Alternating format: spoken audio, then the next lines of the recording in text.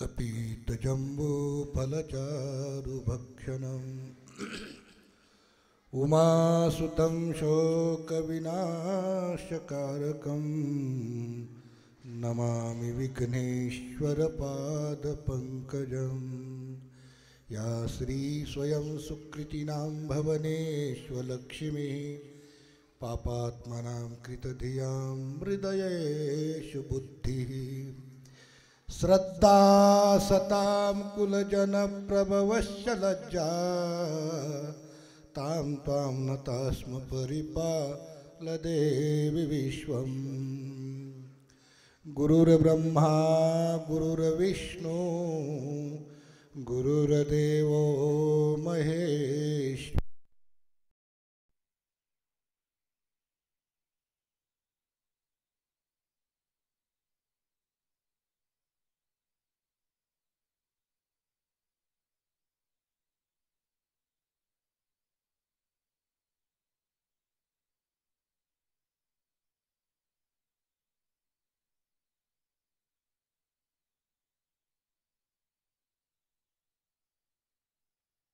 दिपोतं वन्दे महापुरुषते चरणारविन्दं वन्दे महापुरुषते चरणारविन्दं। परमंगलमय देवाधिदेव भगवान कर्मेश्वराच्या चरणी कोटी कोटी दंडवत। तत्स्वरूप असणारे परम आदरणीय सन्मान्य आपल्या सर्वांच्या हृदयामध्ये विराजमान असणारे अनंत कोटी ब्रह्मांड नायक योगीराज राष्ट्रसंत सद्गुरू जनार्दन स्वामी बाबाजींच्या चरणी कोटी कोटी दंडवत। आणि त्यांचं स्वरूप असणारे आमचे अभिन्न आत्मा परम आदरणीय सन्मान्य 1008 महंत स्वामी बालकगिरीजी महाराज त्यांच्या पावन चरणी दंडवत। ओम नमो नारायण। मंचस्थ उपस्थित समस्त यतिवृंद, या ठिकाणी बसलेले समस्त भाविक भक्त, भक्ती स्वरूप माता बंधू, आपण खरोखर भाग्यशाली आहात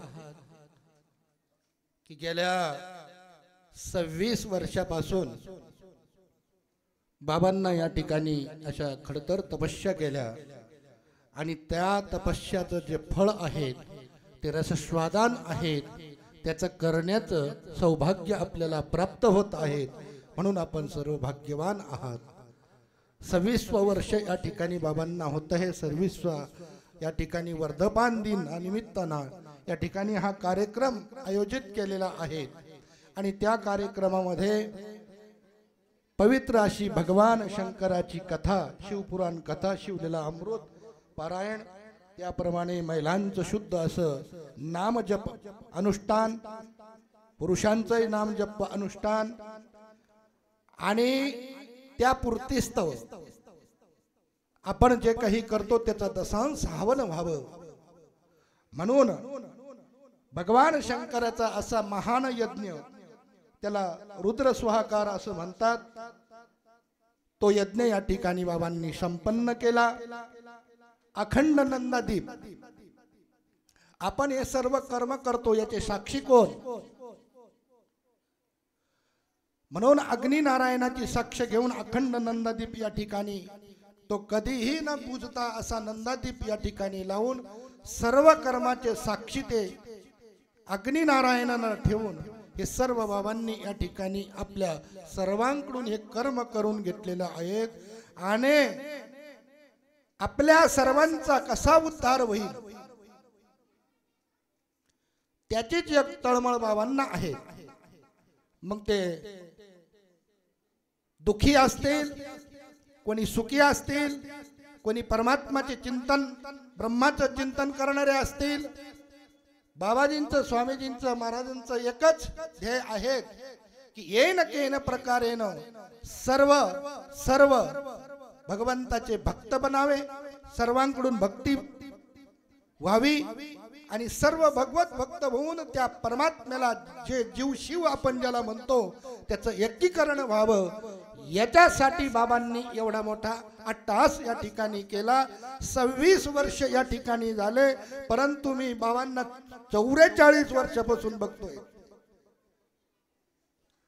44 वर्षापूर्वी बालकगिरीजी महाराज छोटेसे असताना, मीही त्या टायमाला छोटाच होतो आणि बाबा सुद्धा छोटे होते, आणि बाबाच्या चरणी ज्यांनी ते फूल म्हणून वाहिलेलं आहे, जननी जने तो भक्तजन या दाता या सूर, नाही तो जननी बांध रहे काहे गवाए नूर, अशा आमच्या भक्ती स्वरूपा माताजी त्यांनी ते फूल बाबाजींच्या चरणी वाहून दिलं, आणि त्या फुलाचे फळ आज आपल्याला चखायला मिळत आहेत हो।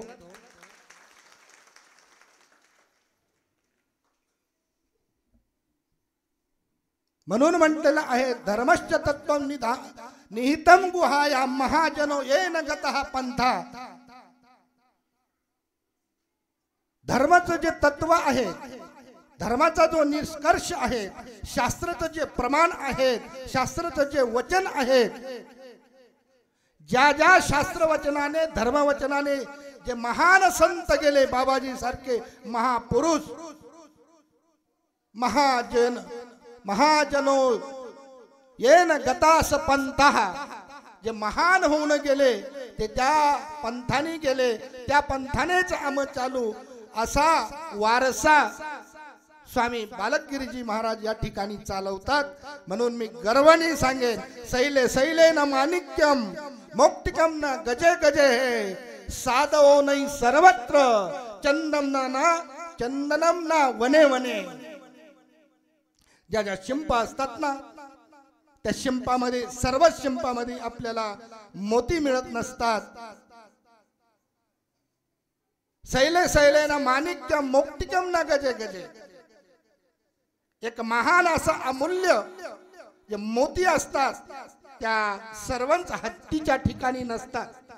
क्वचित क्वचित असे जे महान हत्ती असतात, त्यांच्याकडेच ते महान तत्व असतात। आणि त्याचप्रमाणे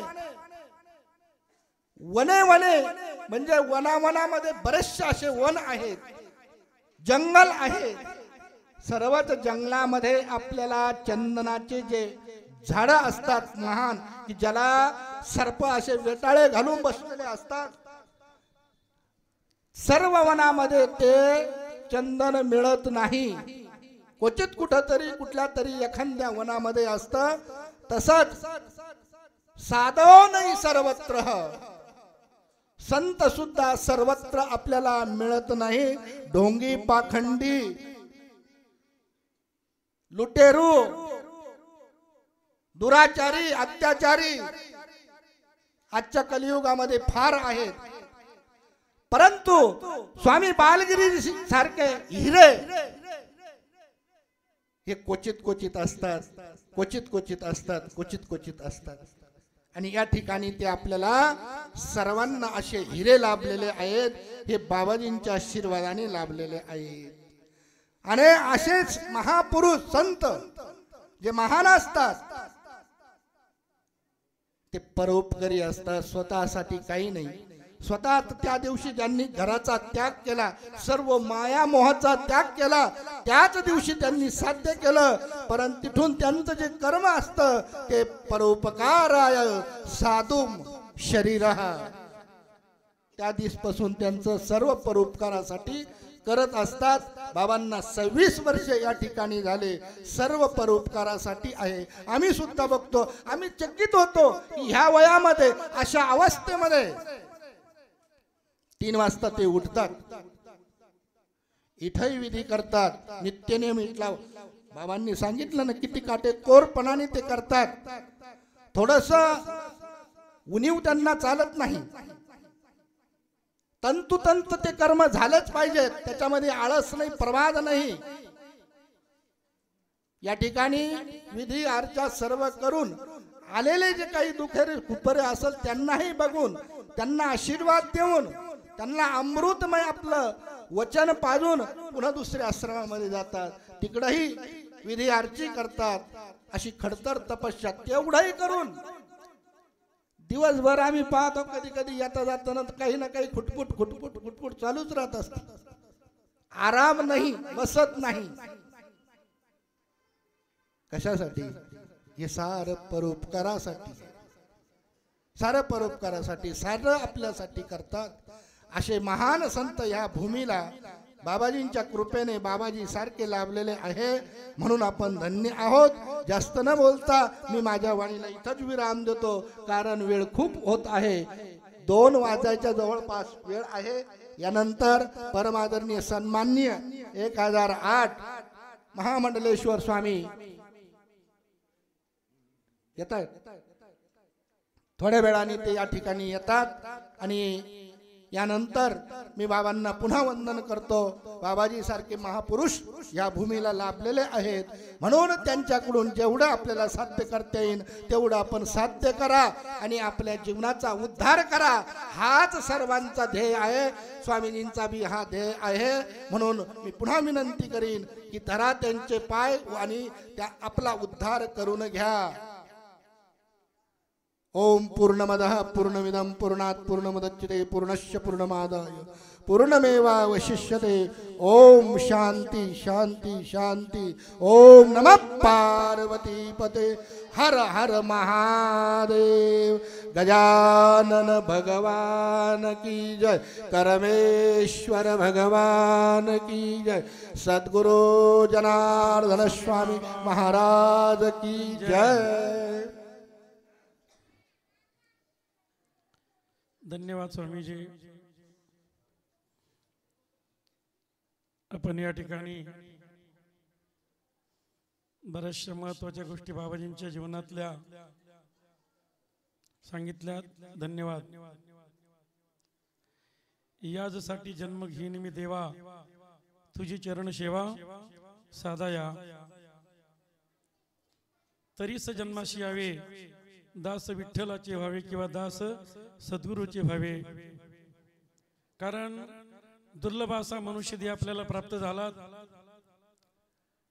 तर या मनुष्य देहाला आल्यानंतर आपण आलो कुठून, जायचं कुठे आणि करायचं काय, या 3 गोष्टी आपल्याला मनुष्य जीवनात जर समजल्या, भाग्यवंतांनो आपला मनुष्य जन्म निश्चित सफल झाल्याशिवाय राहणार नाही. आणि मनुष्य जन्म सफल करणं काही एवढं अवघड नाहीये, अवघड नाहीये. केवळ काय करावं लागते? नित्य नेम नामी ते प्राणी दुर्लभ, लक्ष्मी वल्लभ तया जवळी.